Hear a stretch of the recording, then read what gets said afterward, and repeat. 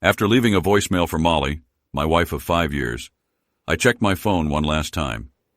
I'd just secured a massive service contract with a large national corporation here in California.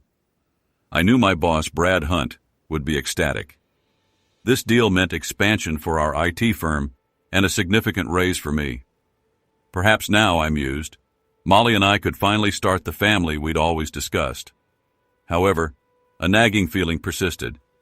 Ever since my recent camping trip with Brad, Molly had been acting strangely, distant, irritable, snapping at me over trivial matters. It wasn't just her demeanor either. Shortly after returning home, while doing laundry, I'd noticed something peculiar on her underwear, an unfamiliar texture and a distinct odor I couldn't place. The realization struck me hard, and my world began to crumble. Determined to uncover the truth, I decided to consult an attorney before heading back to the West Coast. If Molly had been unfaithful, I knew there would be no reconciliation.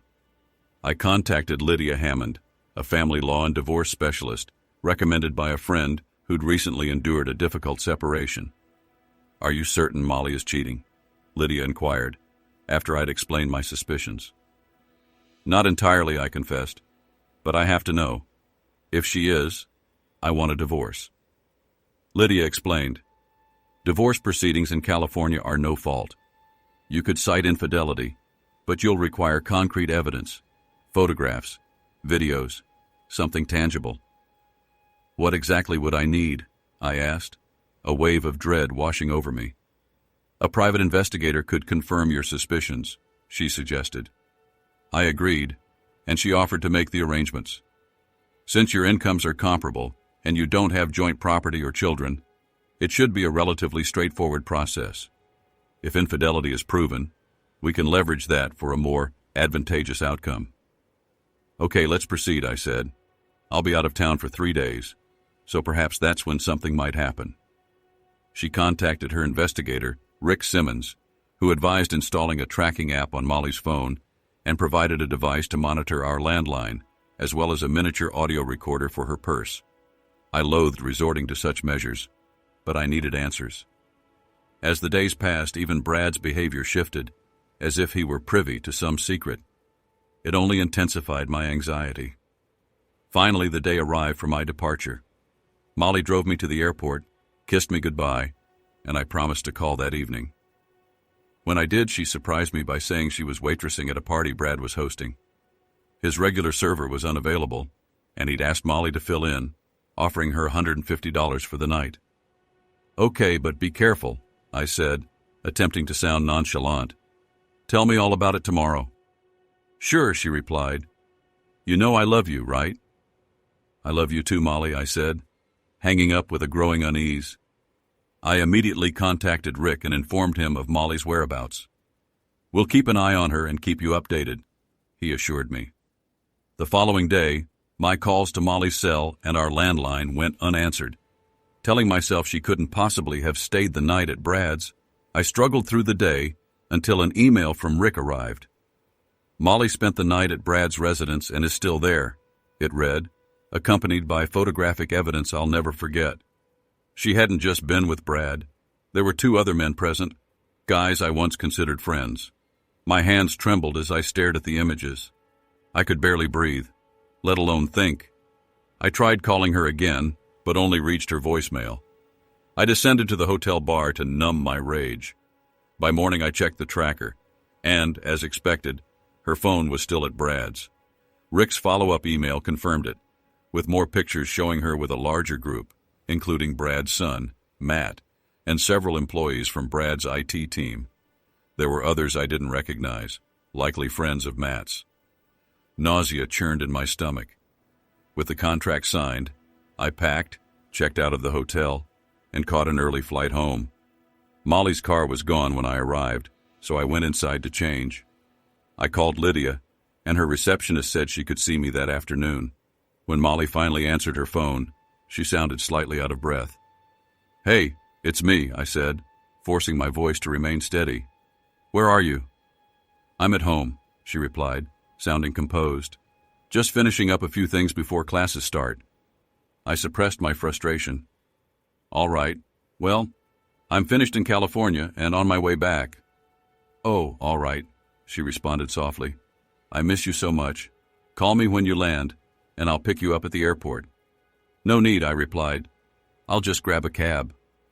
I hung up, aware that I hadn't expressed my love or any anticipation about seeing her. She likely noticed. I sighed and left for my meeting with Lydia, imagining Molly staring at her phone, puzzled. I always ended our calls with, I love you, but not this time. And my voice had probably sounded more distant than usual. She'd initially planned to return home after the first night, but lying between Brad and his son proved too tempting to leave. She convinced herself it would end when classes resumed, that I'd never find out. So she stayed another night, welcoming Brad back when he returned from work to find her with his son Matt in his bed. Brad simply smirked. Maybe I should send your husband on more trips, he said. You know, I have classes starting soon, she said, chuckling as if the whole situation were a game. So I'll be tied up next week. I'd never do anything with him around. Why not? Brad teased. Maybe he'd like to see what real men do. Brad and Matt laughed, clearly amused with themselves. She said, I had a great time, but I don't want to hurt Mason. I still love him. Well, maybe I'll make sure he's gone for another weekend, Brad suggested. He smirked as she suggested another visit, saying it did sound fun. But at some point he's going to figure out Mason isn't stupid, she added. Brad shrugged, picking up a video camera. Don't sweat it. I'll handle Mason. But here's the deal. I don't want you seeing him anymore. You're with us now, understand? Fine, she mumbled. I'll figure something out. Just like that, Molly transformed into someone I no longer recognized, basking in the attention of Brad's friends and associates, as if she were at some perverse celebration. When I finally reviewed all the evidence Rick had gathered, the impact was devastating. Photographs, even 2 DVDs, documented her with multiple men, engaging in activities she would never have considered with me. Watching felt like observing a stranger, her actions and decisions completely alien. Lydia attempted to comfort me, but the damage was irreversible. Why would she do this, I whispered, still reeling from the betrayal after 5 years together. And Brad, too, someone I had considered a friend. We'll proceed with the divorce, citing infidelity, Lydia confirmed. I can also pursue a lawsuit for alienation of affection against Brad and the others. It might not get us far, but we could secure a decent settlement. Do what you need to, I said, my voice hollow. Just get it done. Stay strong, Lydia cautioned. Don't do anything rash. I won't, I assured her. But I'm finished here. I can't work for Brad anymore. I can't be near him or his crew. Leaving Lydia's office, I sat in my car and scrolled through my contacts until I located Gabriel Nelson's number. Nelson, Empire CEO. Gabriel answered. Gabriel, it's Mason Ford. Mason, it's been a while, he replied warmly. How are things? Could be better, I admitted. Is that position at Empire still open? Gabriel had been trying to recruit me for a while, but loyalty to Brad had kept me from accepting. Now, that loyalty had evaporated. Of course it is, Gabriel replied.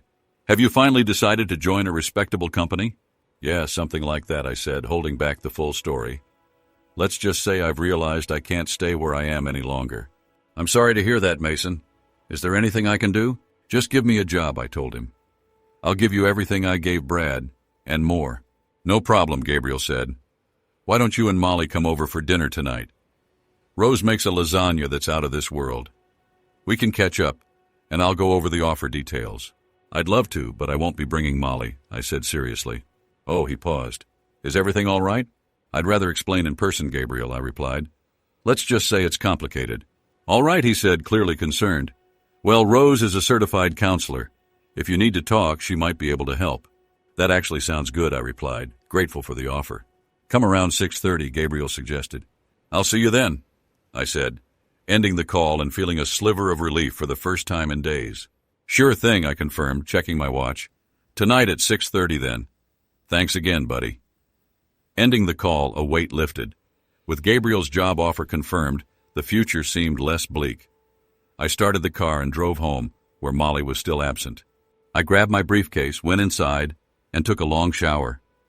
After changing, I sat down at the computer to draft my resignation letter.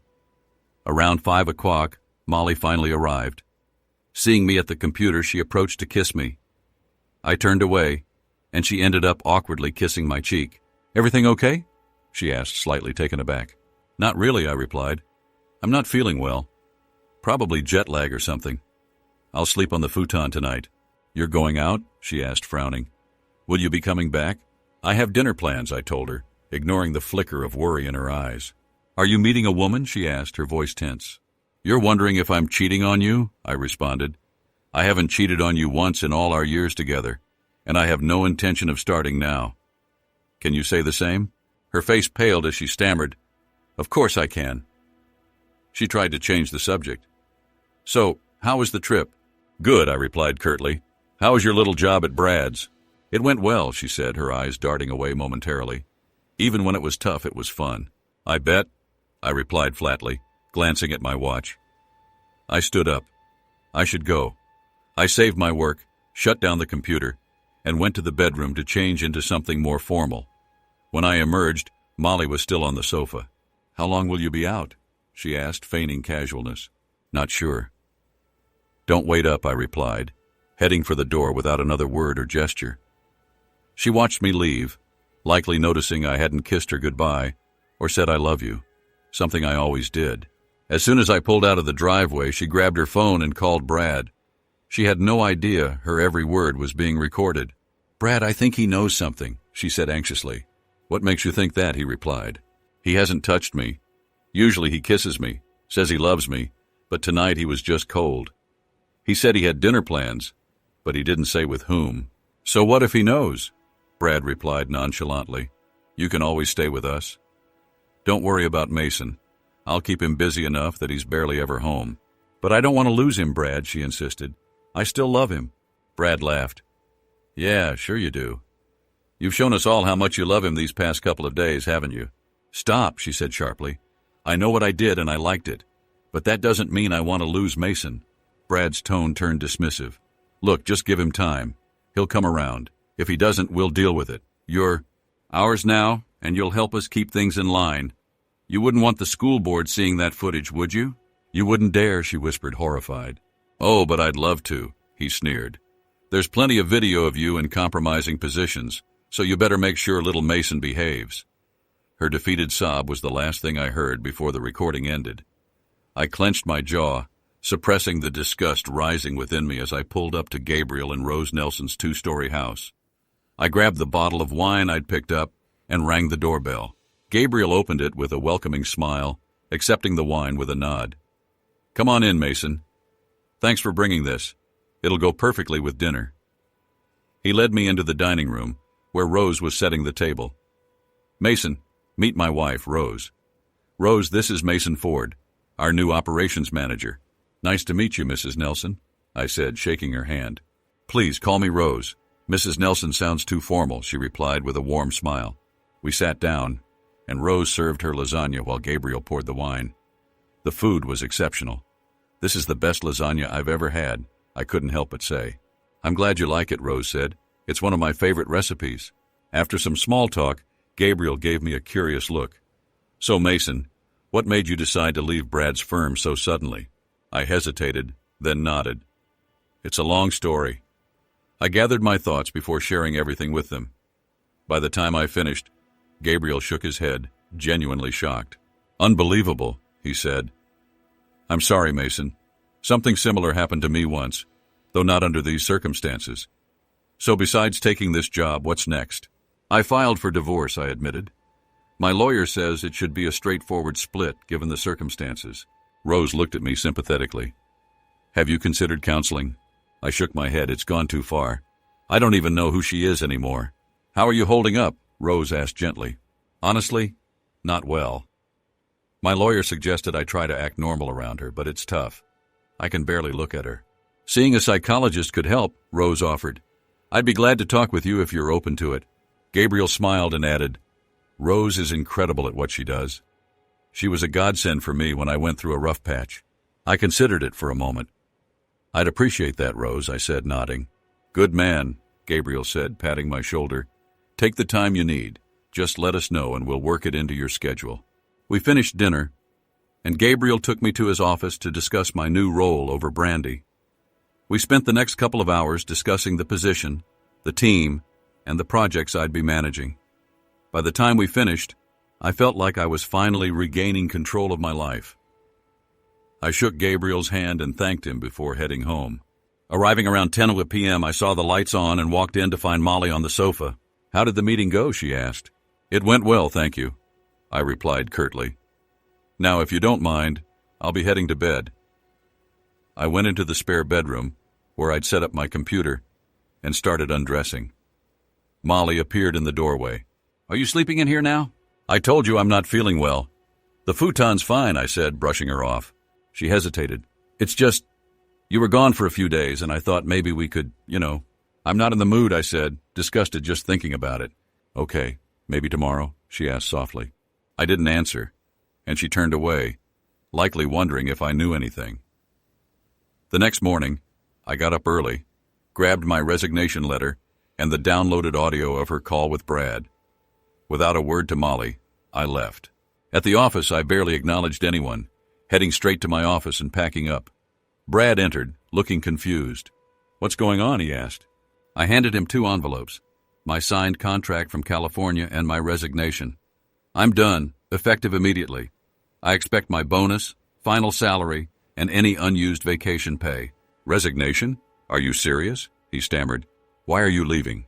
"Don't act like you don't know," I replied coldly. "I'm not stupid, Brad. I can't work here anymore, so I'm leaving for another company." "Wait, Mason, can we talk about this?" he pleaded. "There's nothing to talk about. I thought we were friends, but you stabbed me in the back and ruined my marriage," I said, restraining my anger. "Oh, come on," he scoffed. "It's not like I forced her. Molly was more than willing. And let's say I'm better than you. So that's why you made me leave that day? So you could have her all to yourself?" I demanded, my blood boiling. Brad didn't deny it. "Why not?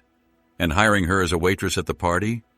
Just another chance for some fun," he said with a twisted grin. I took out my phone, stopping the recording I'd started when he entered. "Thanks for your confession," I said coolly. "Now, if you don't mind, I'm heading down to HR. Goodbye, Brad." "Wait," he said, scrambling. "You can't use that recording." "We'll see about that," I replied. "Goodbye, Brad. I hope you rot in hell." I grabbed my things and walked out, feeling a sense of finality unlike any I'd experienced before. As I reached the door, I heard him call after me. "Hey, you forgot something." I glanced back. He was holding a framed photo of Molly that had been on my desk for years. "Keep it," I said. "If you and your son want her so much, she's all yours. I'm done with that." I walked away, leaving Brad in shock. As I drove home, my phone buzzed with a call from Molly. She sounded frantic. "He resigned? What do you mean?" she demanded after Brad informed her. "Yeah, he just handed in a signed contract and a resignation letter," Brad explained. "He knows, Molly. I don't know how, but he does." "What did you tell him?" she asked, panicked. "The truth," Brad answered. "I told him about our time together on that hike." "You idiot!" she snapped, her voice choked with frustration. "And what about the photo of me he kept?" "Oh, he didn't want it," Brad said. "Told me to keep it. Guess he's really done with you." Molly was crying now. "So what do we do?" she asked, defeated. "Not my problem," Brad replied dismissively. "He's your husband. You figure it out. Unless, of course, you want me to step in and make him see things our way." "No," she whispered. "You've done enough. Just stay out of it. I'll handle things." Brad gave a nonchalant, "As you wish," and hung up. When I pulled into my driveway, I saw Molly's car. I checked to make sure Brad's wasn't nearby, then grabbed my things and went inside. Molly was on the couch, her eyes puffy and red. Without a word, I went into my home office, locked the door, and played the recordings of her conversation with Brad. Listening to her unraveling panic as she tried to explain things with him made me feel both vindicated and sickened. I forwarded the file to Lydia and called her. "Mason," she answered. "I just got your email. I'm finalizing your documents now. When can they be submitted? If you want, you can arrange for them to be delivered later today," I replied, eager to close this chapter. I thanked her, hung up, and went into the kitchen, where Molly sat avoiding my gaze. I set down my briefcase and looked her in the eye. "We need to talk." I placed my old .45 on the table within reach. She flinched. Is that really necessary? She asked, staring at the gun. I hope not, I replied coldly. But if your lover decides to pay a visit, I want to be ready. My lover? She stammered, feigning shock. Don't play dumb, Molly. I'm not in the mood for games. I pointed to the seat across from her, and she sat down, trembling. Later today, someone's coming by with papers for you. Her face paled. Papers? You mean divorce? That's right, I said, my tone firm. I know everything about Brad, his son, and the others you were with. I filed for divorce on grounds of infidelity. She shook her head, still in denial. You don't have any proof. Oh, don't I? I reached into an envelope and laid out time-stamped photos, each showing her in compromising positions with multiple men, including Brad. I also have video and audio. Would you like to watch? She dropped her head, realizing her ploy was useless. Fine, she whispered. Considering the circumstances, I'm being fair. No alimony, half of what's in the bank, and we keep our separate pensions. I canceled your credit card, and here's a cashier's check for your share of the remaining balance. There's also a restraining order requiring you to stay at least 500 feet away from me, my home, and my workplace. Tears rolled down her cheeks. So you're kicking me out? Yes. You'll have time to pack your things before you're served the papers. What if I contest this? She asked, her voice shaking. I laughed. Do you really think that's wise? How would your school board react if I sent them these photos and videos? Do you think parents would want you teaching their kids? Her shoulders slumped. You wouldn't do that, would you? Are you willing to risk it? I asked, my voice icy. She shook her head, defeated. Hand over your rings and plan to revert to your maiden name, I said. It's part of the deal. Molly looked at me stunned. You've become so cold, so heartless. I learned from the best, I replied. I have one question. What happened to you? How did you go from a loving wife to this? She couldn't look at me. It happened on that camping trip, she murmured. You were on the lake, and I was resting in the tent. Brad walked by and saw me undressed. He came in and, well, it just happened. So, just like that, some guy walks in, and you're ready to throw away everything we had? I asked, my voice full of contempt. How many times did it happen during that trip? Twice, she admitted. Once when you were skiing, and then again when he sent you back to the office. I shook my head, pointing at the photos. I noticed none of these men used protection. You weren't concerned about getting pregnant or catching something? I'm on the pill, she muttered. Doesn't make it foolproof, I replied. Did you ever think about the risks, or were you just that reckless? Oh God, no, she whispered, covering her face. You know, over the years, I had opportunities to stray, I told her. Women far more attractive than you. But I never took them because I thought I had a loyal, faithful wife. Now I realize I was living in a fantasy. I pointed to the, go pack. Anything you leave behind will be burned or donated. She begged, can't we try counseling, please? I'll change, I promise. I stared at her, numbness settling in. I will never forgive you for this, Molly. Not after everything you've done. Now pack your things. Whatever's left will be gone by tomorrow. Tears streaming, she packed bag after bag, glancing at me one last time. Can you at least help me carry these to the car? No, I replied. It's your trash. You take it. And remember, if you leave anything, even that wedding dress, it'll be gone by tomorrow. My wedding dress! My parents spent thousands on that, she cried. Then you better take it if you care so much, I said, turning away as she carried bag after bag to her car. 2 hours later, she was exhausted. I can't fit anything else in the car. Can I come back for the rest? No.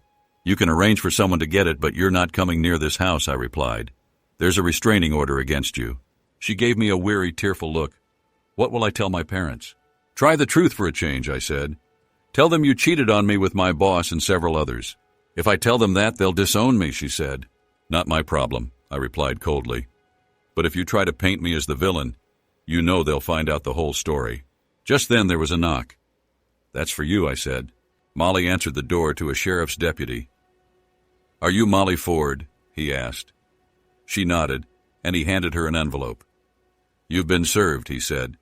You're required to vacate the premises immediately. With tears rolling down her cheeks, she signed the papers and looked back at me. I'm so sorry, she whispered. Yeah, me too. Goodbye, Molly, I said. She left without another word, escorted by the deputy. The next few days were a blur. I didn't hear from her again. Brad, however, called twice, leaving threatening messages. "Mason, I know you're there," he barked in one. "Drop this lawsuit or I swear I'll make you pay." I saved the voicemail and sent it to Lydia, who immediately involved the sheriff's department. Molly's parents, Todd and Freya, called soon after, asking if they could pick up her things. I agreed, telling them to ensure she stayed away. When they arrived, they tried to talk me out of the divorce. "She just made a mistake," Freya said tearfully. "Surely you can forgive her." "What did she tell you?" I asked. "She said she had a fight with your boss," Freya replied, clearly confused.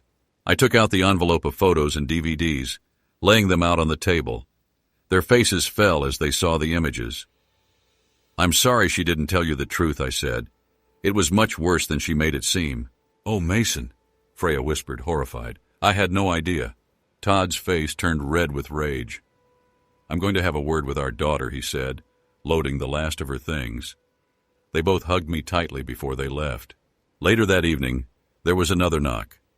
I checked the peephole and saw Brad, his son Matt, and two of my former colleagues. Quickly, I went to my office, grabbed my gun, and called 911, keeping the weapon hidden. I barely opened the door before they stormed in, Brad leading the charge. "I'm going to teach you a lesson, you piece of—" he snarled, stepping forward menacingly. I pulled out my pistol and aimed it directly at him. That froze him and his buddies in their tracks. "You really want to test me?" I asked, my voice steady. "Just so you know, I've already called emergency services. The cops are on their way. If you're still here when they show up, you'll all be arrested for violating the restraining order." Brad. "I think he's serious," muttered one of the guys, glancing nervously at the flashing red and blue lights pulling up outside. "Yeah, Brad, I'm serious," I confirmed as the sirens grew louder. They turned to leave, but it was too late. Two uniformed officers were already at the doorway. One of the officers took charge. "Put the weapon down, sir," he said to me firmly. I placed the gun on the kitchen table and raised my hands. "Officer," I said, nodding toward Brad and his friends, "these men violated a restraining order, broke into my home, and threatened me. I'd like them arrested." "Do you have a copy of the order?" one of the officers asked. I pulled an envelope from the kitchen drawer and handed it over. The officer studied it briefly before turning to the four men. "Turn around and put your hands behind your back," he ordered. The officers cuffed them, reading them their rights. Brad glared at me, but I just watched as they were led away. "Do you have a license for this firearm?" one of the officers asked. "Yes, officer, I do," I replied, showing him my driver's license and firearms certification. He nodded, giving me a word of caution. "Be careful with that," he said. "Understood." "Thank you, officer," I replied, feeling a strange sense of relief as the police finally left. The next 3 months passed quickly. Life settled into a new routine. Working at Empire was far more fulfilling than my time with Brad's company had ever been. Rose's weekly counseling sessions helped me work through the lingering anger and trust issues. I'd even picked up a few new habits, hitting the gym 3 times a week, joining a martial arts class for mental discipline, and following a diet and fitness program Rose recommended.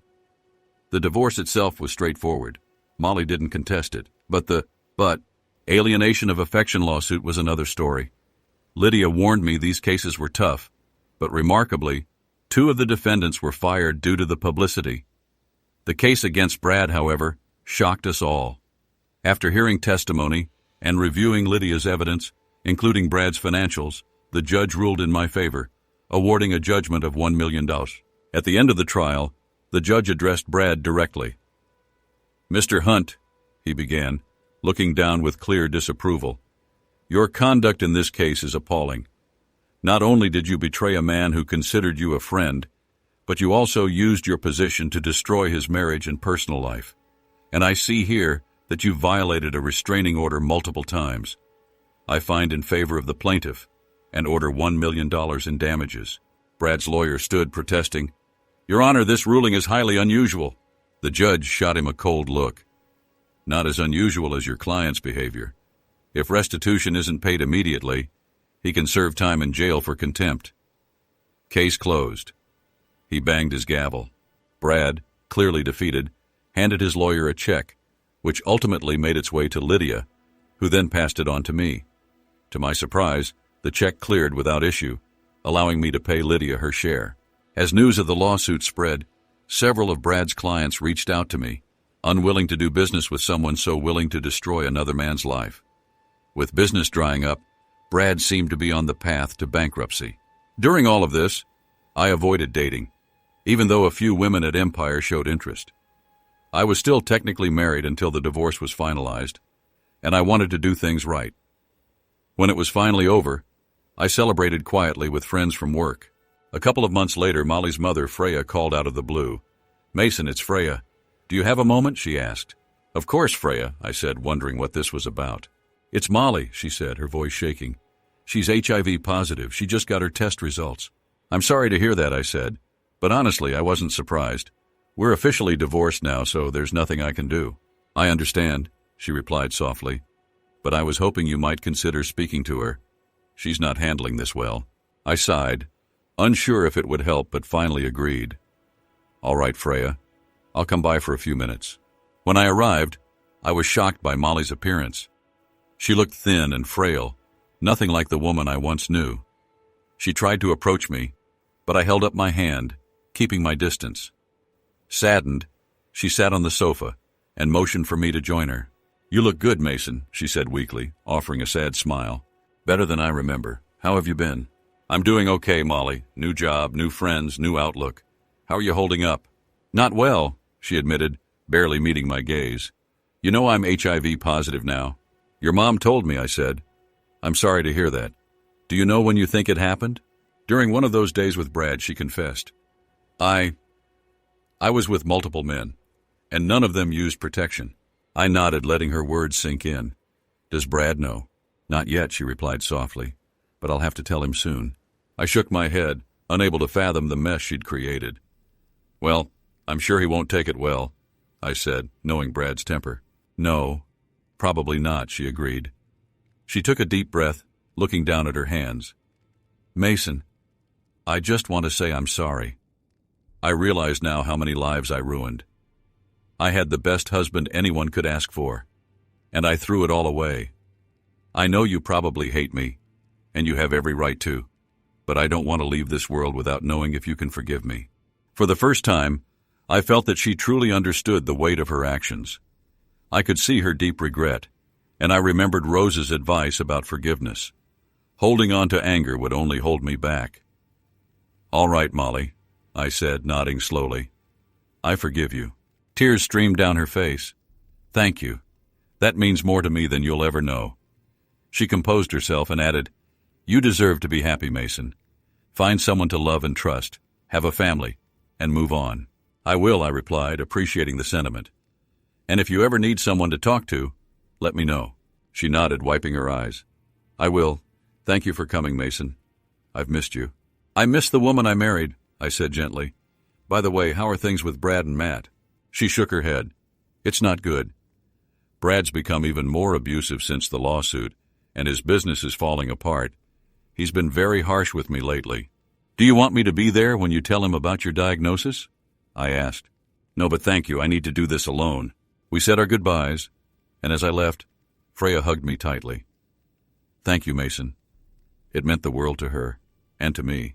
A couple of weeks later, while I was eating dinner, a news report caught my attention. Local businessman and 2 others found dead in suspected murder-suicide, the anchor announced.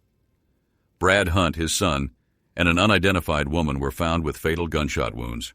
Authorities are investigating and will release more details soon. I froze, grabbing my phone and dialing Freya. She answered, sobbing. "Freya, I just saw the news. Was it?" "It was her, Mason," she choked out. "Brad shot her, then his son, and finally himself. Oh my God. I'm so sorry," I whispered, feeling a wave of sadness. "I know, Mason," she said, her voice breaking. "I think she told him about her diagnosis." And he snapped. "They're doing an autopsy now. I never wanted any of this, Mason. I hope you know that." "I do, Freya. Thank you for making peace with her. I like to think she's at peace now." "I hope so," I said quietly. "Let me know if there's anything I can do." At Molly's memorial, I stood with her parents, paying my last respects. The autopsy revealed that Brad and Matt had both been HIV positive as well. Apparently, When they learned their status, everything spiraled. Molly had tried to suggest they all get tested, but upon hearing the news, Brad had snapped, taking her life, his son's, and finally his own. It was tragic and senseless. I spent the next few days reflecting, mourning not only the loss of the woman I once loved, but also the life I thought we'd share. The memories of our good years lingered, a bittersweet reminder of what once was. Then one day, as I was leaving the office, Tracy, one of my coworkers, stopped by. "Hey, Mason," she said with a warm smile. "Would you like to join us for happy hour tonight? I figured you might need a little company." For a moment, I almost declined. The idea of putting myself out there again felt foreign and daunting. But then a thought crossed my mind. Life was moving forward, and maybe I should too. "What the hell," I said, smiling back. "I could use some good company." "Well then," she replied, her smile widening, "we'll see you at Hitchhikers after work." As she left, I leaned back in my chair, a strange but welcome sense of peace settling over me. The cycle of life continued, and for the first time in a long while, I felt ready to see where it might take me.